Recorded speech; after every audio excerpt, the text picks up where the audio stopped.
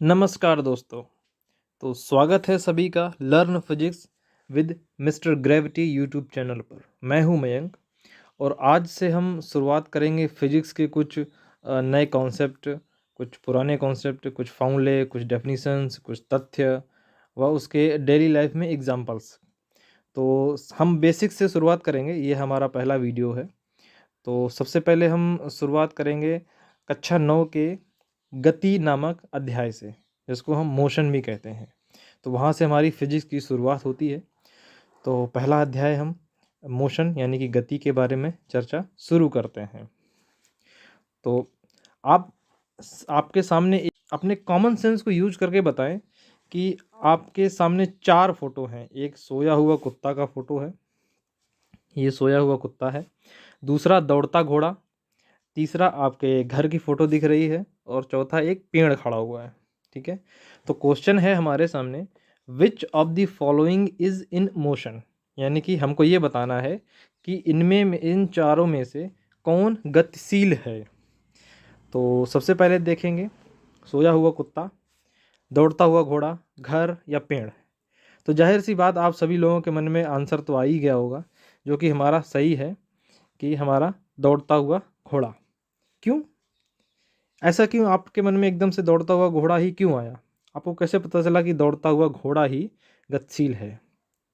इसके बारे में आप विचार करेंगे तो आप ये पाएंगे कि सबसे पहले कुत्ते में देखिए, ये जो हमारा कुत्ता है, ये जैसे जैसे समय बढ़ता जाएगा ये वहीं पर बना रहेगा।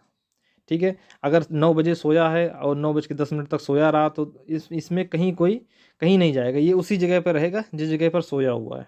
ठीक है, घर एक बार जहाँ बन जाता है, जिस जगह पर, जिस स्थान पर बन जाता है, वो उसी जगह पर हमेशा बना रहता है। ठीक है, तो ये भी स्थिर हो गया।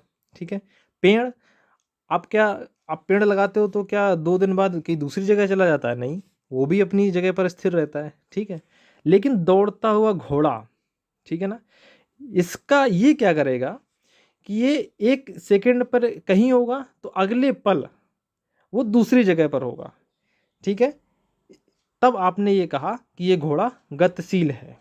तो इससे हमने क्या निष्कर्ष निकाला कि यदि कोई वस्तु या फिर कोई भी ऑब्जेक्ट है, जैसे कि ऑब्जेक्ट अगर हम घोड़ा मान लें, ठीक है ना, ये अगर अपनी पोजीशन में चेंजमेंट ला रहा है, कंटिन्यू एक स्थान से दूसरे स्थान तक अनवरत जा रहा है, तो हम ये कहेंगे कि घोड़ा गति में है।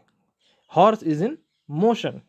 ठीक है, तो अगर हम मोशन को परिभाषित करें कि मोशन क्या है, गति क्या है, तो हम इसको कैसे परिभाषित करेंगे कि यदि कोई वस्तु या फिर कोई भी ऑब्जेक्ट अगर टाइम के साथ अगर चेंज हो रही हो, अपनी पोजीशन में चेंज कर रही हो, तो वो क्या हो जाएगी? हमारी मोशन में। तो आइए हम अगली स्लाइड में देखते हैं क्या है मोशन। तो ये देखिए, हमने हिंदी और इंग्लिश दोनों में लिखा हुआ है। एक हमने 2 पंक्तियाँ अपने मन से बनाई हैं ताकि आपको और अच्छे से समझ में आए कि हिंदी में आप कैसे समझेंगे गति को। कि न्यूटन बाबा कह गए, बैठा लो इसको मति में। मत यानी कि बुद्धि। समय के साथ स्थिति परिवर्तन होता है गति में। ठीक है, यानी कि समय के साथ स्थिति में परिवर्तन। ठीक है, यानी कि अगर कोई भी ऑब्जेक्ट अगर समय के साथ, टाइम के साथ अगर एक स्थान से दूसरे स्थान पर जा रही है तो उसे हम क्या कहेंगे? गति कहेंगे। ठीक है, अब अगर इंग्लिश में इसको कैसे समझेंगे? Physics teaches us a beautiful notion.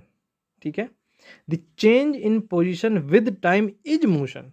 ठीक है ना, क्लियर आपको समझ में आ रहा है कि अगर पोजीशन में चेंज हो रहा है किसके रिस्पेक्ट में? टाइम के रिस्पेक्ट में, तो हमारी क्या हो जाएगी? वो हो जाएगी मोशन। अब मुझे लगता है आप लोगों को समझ में आ गया होगा कि मोशन क्या है। ठीक है, तो आगे आगे चलते हैं। देखिए, अब आपके सामने एक और प्रश्न खड़ा है कि which of the following is in rest, कौन विरामा अवस्था में है? तो अभी हमने मोशन के बारे में बात करी थी, अब हम बात करेंगे विरामावस्था में कौन है।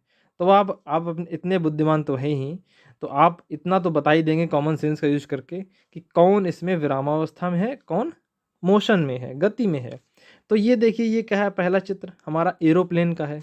ठीक है, तो एरोप्लेन अगर हवा में होता है तो वो तो हमेशा गति में ही होता है। ठीक है, तो ये तो रेस्ट में होगा नहीं। ठीक है, अब ये आया हमारा झरना।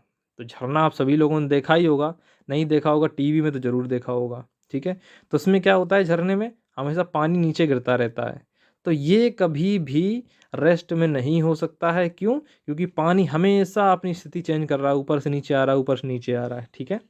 अब देखिए, यहाँ पर एक लड़की सो रही है, ठीक है ना। अब आप इसको कह सकते हैं कि ये रेस्ट में है। क्यों? क्योंकि जब तक सोएगी तब तक अपनी स्थिति परिवर्तन नहीं करेगी, यानी कि ये उसी जगह पर रहेगी जिस जगह पर ये सोई हुई थी। ठीक है ना। तो ये कैसी हो जाएगी हमारी? रेस्ट में। अब चौथा ऑप्शन क्या दे रखा है कि साइकिल चलाता हुआ लड़का। ठीक है ना। तो साइकिल चला रहा है ये जब, तो ये जाहिर सी बात है, आप भी साइकिल चलाते होंगे, साइकिल चला के स्कूल जाते होंगे। तो ये जो है अपनी स्थिति में परिवर्तन, पोजीशन में चेंज हमेशा करता रहेगा।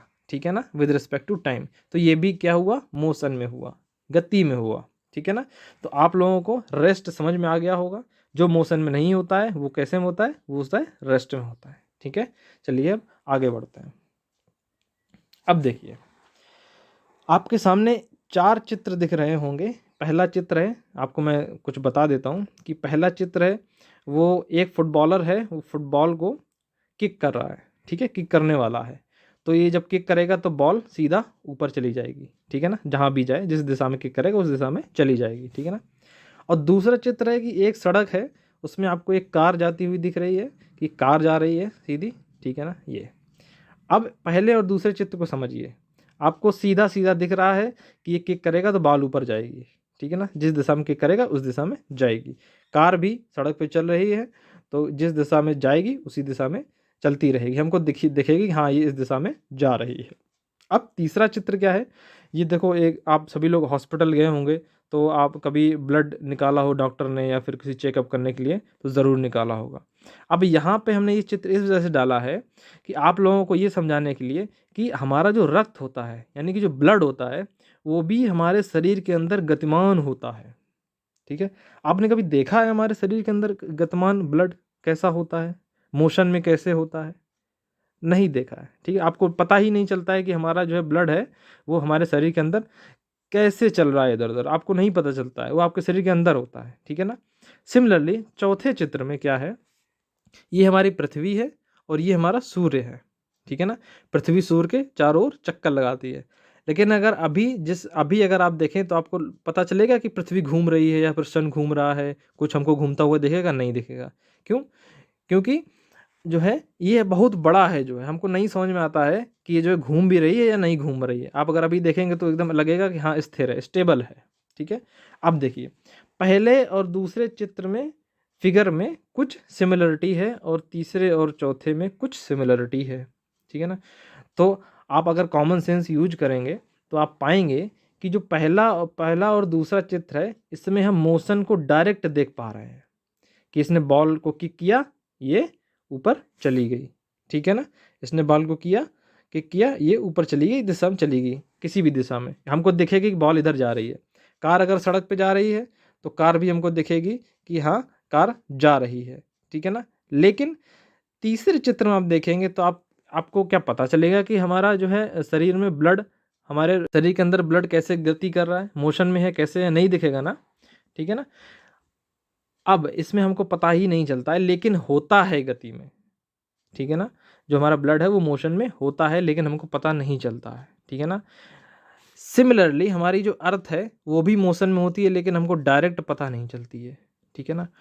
तो जो मोशन, यानी कि पहली और दूसरी जो मोशन जो है, हमें डायरेक्ट पता चल जाए, हम आंखों से देख लें, हम पहचान लें कि हाँ ये गति में है, ऐसा हो रहा है, तो उसे हम कहते हैं डायरेक्ट मोशन।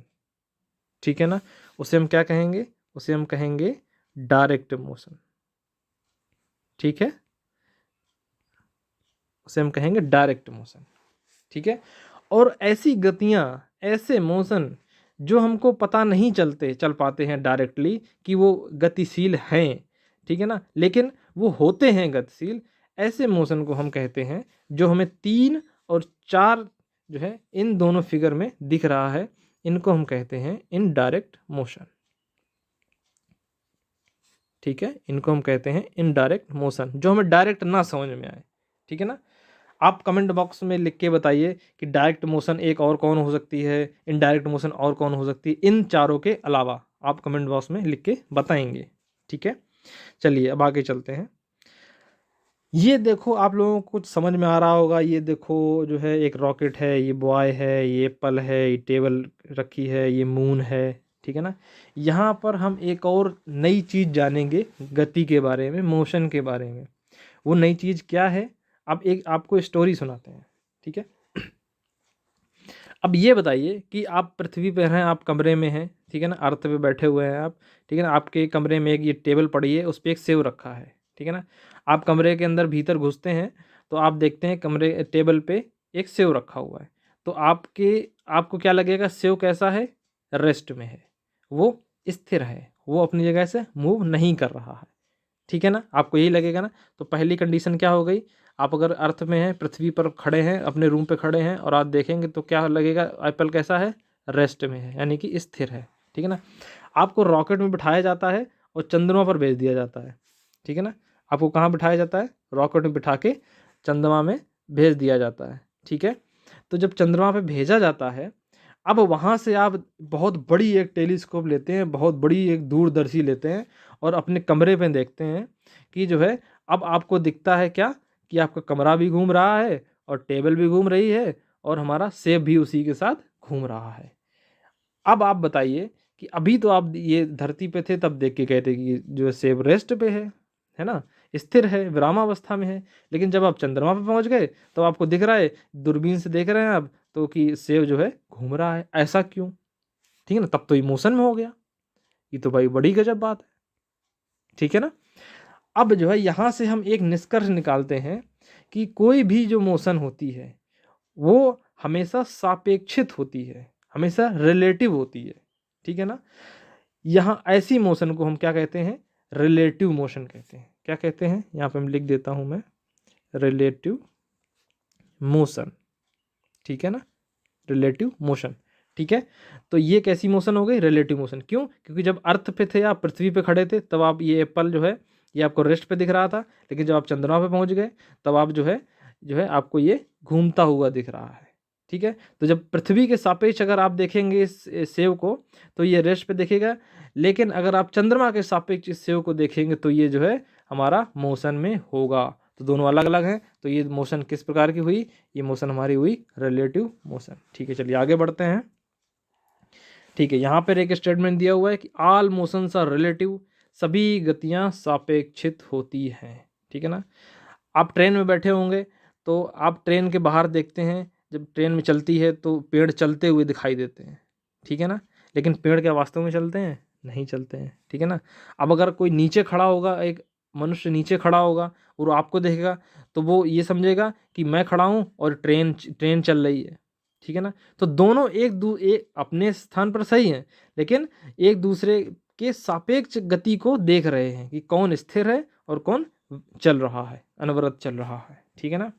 तो जिसके सापेक्ष हम अपनी गति को नापते हैं, देखते हैं, किसके सापेक्ष, जिस जिस के सापेक्ष देखते हैं उसे हम कहते हैं फ्रेम ऑफ रेफरेंस, संदर्भ विन्यास। अगर ट्रेन के अंदर हम बैठे हुए हैं और हम अपने सापेक्ष हम किसी चलती हुई ट्रेन के बाहर एक पेड़ को देख रहे हैं, ठीक है ना, तो वो हमारा जो है वो हम अपने सापेक्ष देख रहे हैं तो मोशन में होगा पेड़, ठीक है ना। तो वहाँ पर हम फ्रेम क्या हो गए, फ्रेम ऑफ रेफरेंस क्या हो गया, हम हो गए, ठीक है ना। लेकिन अगर पेड़ पर एक आदमी कोई चढ़ा है, ठीक है ना, कोई एक बालक बैठा है और वो हमको देख रहा है तो हम उसके सापेक्ष मोशन में होंगे जो कि ट्रेन के अंदर बैठे हैं। तो उसके सापेक्ष फ्रेम ऑफ रेफरेंस क्या होगा, वो खुद हो गया, वो पेड़ पे चढ़ा बालक खुद हो गया, जिसके सापेक्ष वो देख रहा है कि ट्रेन के अंदर बैठा हुआ व्यक्ति ये गतिमान है, ठीक है ना। अब मुझे आशा है कि आप लोगों को ये समझ में आया होगा कि सापेक्ष गतियाँ क्या होती, सभी गतियाँ सापेक्ष होती हैं, ठीक है ना, एक दूसरे के संदर्भ में सभी सापेक्ष होती है, ठीक है ना। चलिए आगे बढ़ते हैं। अब हम पढ़ लेते हैं कुछ गतियों के प्रकार, ठीक है ना। अभी हमने गतियों के बारे में जाना कि गति क्या होती है, रेस्ट क्या होती है, रेफरेंस क्या होता है, ठीक है ना। अब हम गतियों के कुछ प्रकार पढ़ लेते हैं। तो पहला प्रकार है लीनियर मोशन, सरल रेखी गति। जैसा कि आप लोग पिक्चर में देख रहे हैं कि एक कार है, वो सीधी रेखा में सड़क पे चलती जा रही है, ठीक है ना। तो इस प्रकार की जो गति होती है उसे हम कहते हैं सरल रेखी गति, यानी कि लीनियर मोशन। यानी कि जो एक सीधी रेखा में चलती जाए, कोई दिक्कत नहीं, जाने दो आराम से, ठीक है ना, उसे हम क्या कहेंगे, सरल रेखी गति, ठीक है। अब आप एक झूले में, ये आपको दिख रहा होगा, एक झूला दिख रहा होगा जिसे हम लोग आसमानी झूला बोलते हैं, ठीक है ना। सभी लोग बैठे होंगे, मेले में गए होंगे, कहीं गए होंगे फंक्शन में, तो वहाँ पे आप झूले में बैठे होंगे, ठीक है ना। तो आप अगर झूले पे यहाँ पे अगर बैठे होते हैं, अब ये झूला चलता है, तो आप कौन सी गति करते हैं, ऐसे घूमेंगे, गोल गोल गोल गोल गोल गोल गोल गोल ऐसे घूमते चलेंगे ना। तो ये एक प्रकार की ये भी गति है, ये सरल रेखा में नहीं है, ठीक है ना। आप किस उसमें रेखा में घूम रहे हैं, आप रेखा में नहीं, आप वक्र में घूम रहे हैं, गोल गोल घूम रहे हैं। तो इस प्रकार की जो मोशन होती है वो उससे हम कहते हैं वक्री गति, यानी कि सर्कुलर मोशन, ठीक है ना, एक सर्कल में चलती है, ठीक है ना। अब ये देखिए तीसरा चित्र, बड़ा एक गजब का चित्र है, कितना शानदार चित्र है। अब इसमें एक जो है, एक लड़का बैठा है, एक दूसरा उसके धक्का दे रहा है, झूला झुला रहा है, ठीक है ना।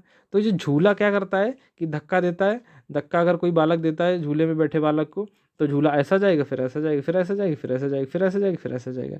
तो जो इस प्रकार की जो गतियाँ होती हैं उसे हम ऑसिलेटरी मोशन कहते हैं, यानी कि दोलन करते हैं जो है, ये झूला हमारा दोलन गति करता है, ठीक है ना।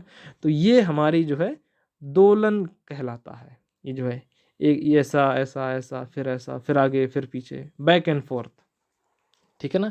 तो इस गति को कहते हैं दोलन गति, ठीक है ना। तो आज के लिए इतना ही। ये हमारा जो है इंट्रोडक्टरी पार्ट था मोशन का, कि हम थोड़ा सा एक परिचय हो जाए हमारे गति से, कि गति क्या है, गति के कुछ प्रकार जाने। हमारे कक्षा 9 में, क्लास 9th में केवल और केवल लीनियर मोशन से संबंधित चर्चाएं हैं। तो आगे की वीडियो में हम लीनियर मोशन पर डिस्कशन करेंगे, ठीक है ना। Thank you so much.